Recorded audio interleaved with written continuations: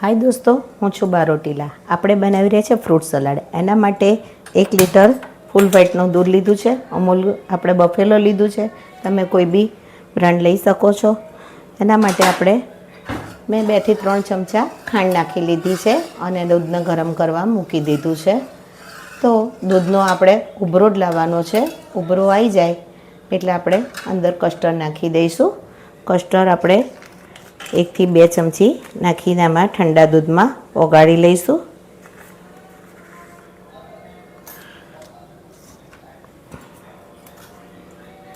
તો કસ્ટર્ડને આ રીતે ઠંડા દૂધમાં આપણે ઓગાળી લેવાનો છે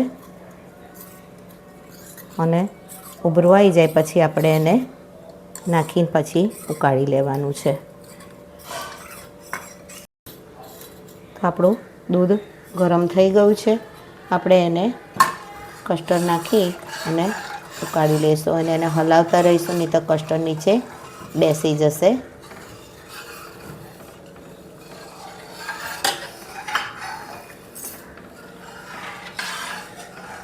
અને 5 થી 10 મિનિટ આપણે ઉકાળીશું, વધારે ઉકાળવાનું નથી।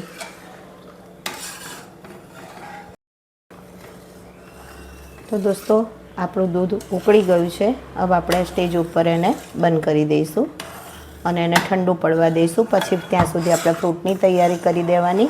ફ્રૂટ સમારીને મૂકી દેવાનું અને ઠંડુ પડ્યા પછી એકદમ રૂમ ટેમ્પરેચર ઉપર આવી જાય પછી આપણે અંદર બધા ફ્રૂટ નાખવાના છે। તો તમે જોઈ રહ્યા છો કે આપણું દૂધ એકદમ ઠંડુ થઈ ગયું છે કસ્ટર્ડવાળું। તો આપણે એને એક બાઉલમાં કાઢી લઈશું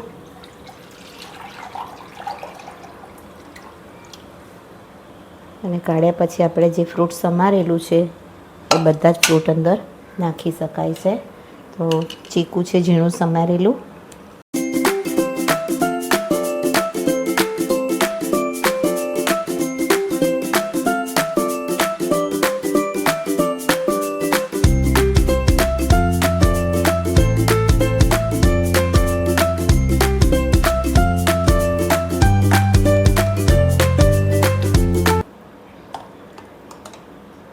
જો તમને આની અંદર ઇલાયચીની ફ્લેવર ભાવતી હોય તો અંદર ઇલાયચીનો પાવડર વાટીને નાખી શકો છો। કેસર પણ નાખી શકો છો, પણ આપણે કસ્ટર્ડ નાખ્યું છે એટલે કેસરની કોઈ જરૂરિયાત છે નહીં। આને ફ્રીજમાં મૂકી ઠંડુ કરી અને આપણે સર્વિંગમાં લઈશું।